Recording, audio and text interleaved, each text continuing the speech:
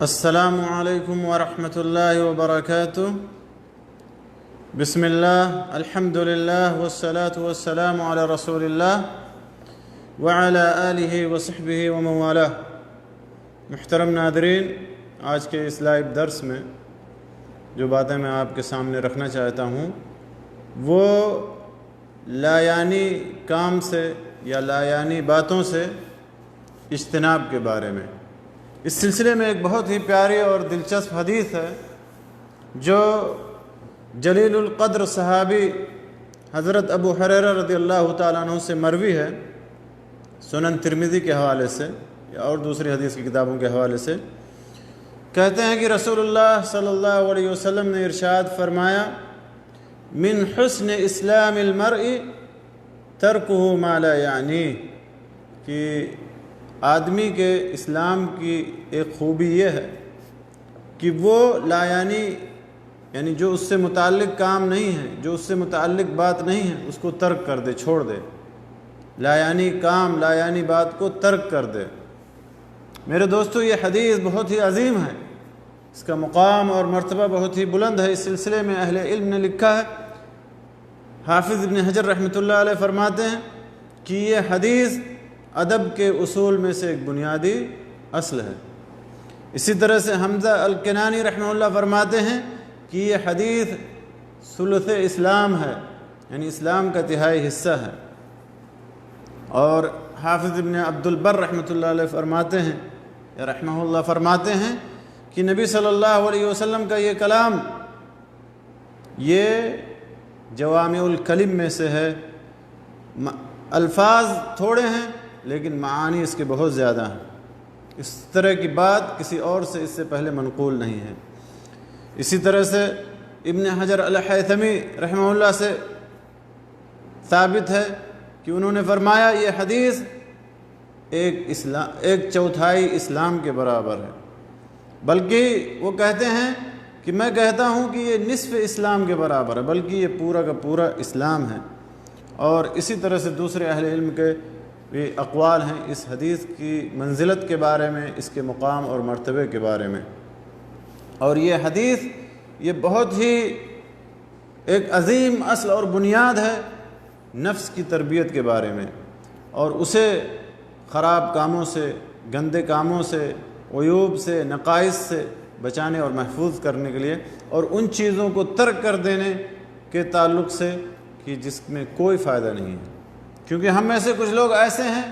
جو ہر بات کے اندر دخل اندازی کرتے ہیں، ہر کام کے اندر ٹانگ اڑاتے ہیں، ہر موضوع پر بولنے کی کوشش کرتے ہیں، چاہے ان کو علم ہو چاہے نہ ہو، ان کا تخصص ہو یا نہ ہو، ان کا میدان ہو یا نہ میدان ہو، ہر کام اور ہر بات کے اندر ٹانگ اڑانے اور بولنے اور اسی طرح سے جو ہے حصہ لینے کی کوشش کرتے ہیں۔ جبکہ اللہ کے نبی صلی اللہ علیہ وسلم نے فرمایا، من حسن اسلام المرء، یعنی اسلام آدمی کے کمال اسلام کی یہ دلیل ہے کہ وہ لایعنی کاموں کو، لایعنی باتوں کو چھوڑ دے اور ترک کر دے۔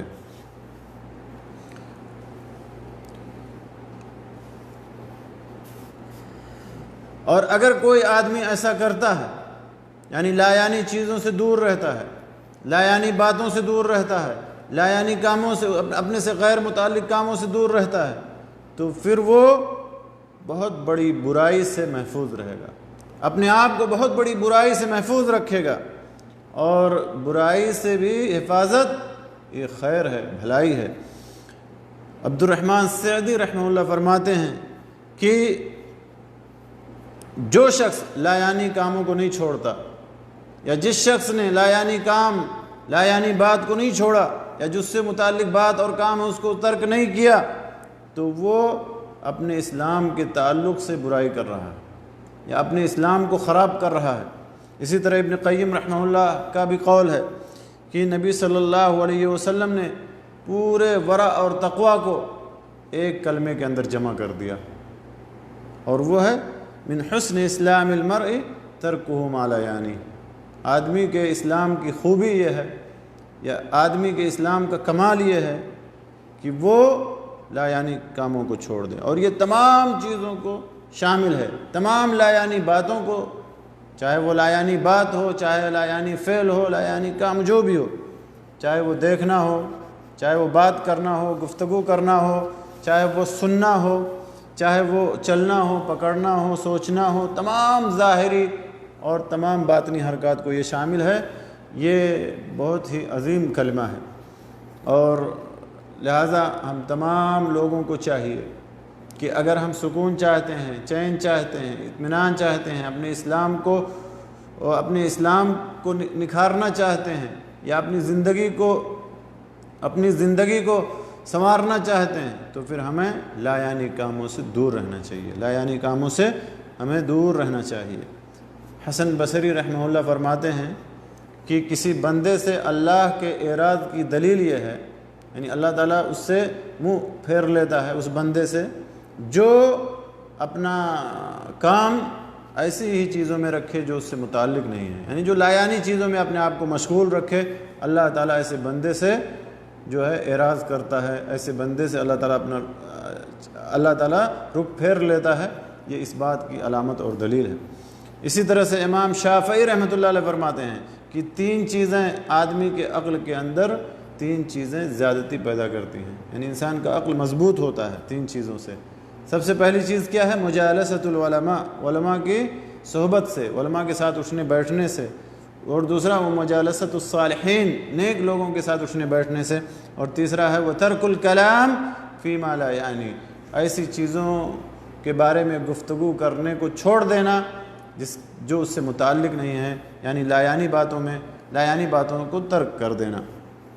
اور اس حدیث کے بہت سارے فوائد ہیں، جیسا کہ اہل علم نے ذکر کیا ہے۔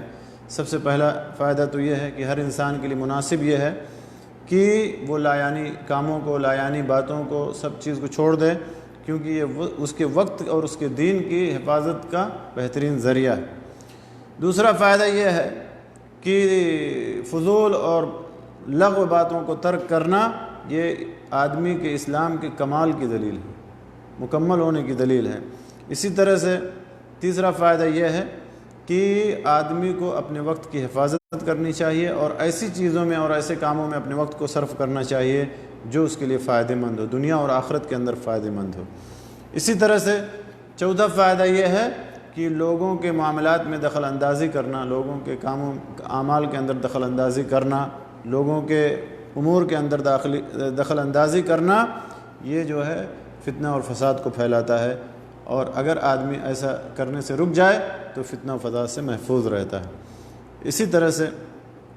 انسان جب لایعنی چیزوں سے دور رہتا ہے، لایعنی چیزوں سے اجتناب کرتا ہے، تو پھر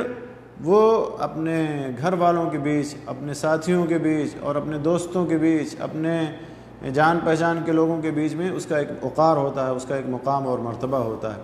لہذا ہمیں اس عظیم حدیث